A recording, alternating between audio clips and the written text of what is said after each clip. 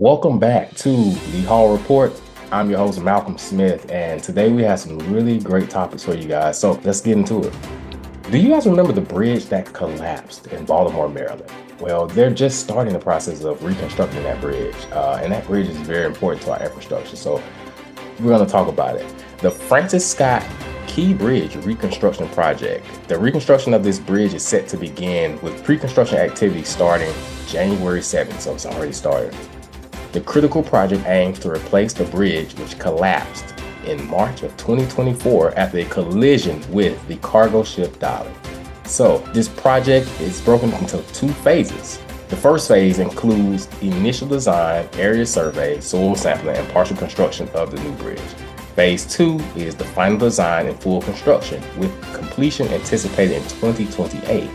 So this is a long project that is going to be needing materials, needing dump truck work. So let's dive into where you can fit your trucks in and what this project is about. Estimated a $2 billion project. It was awarded to Kiewit Infrastructure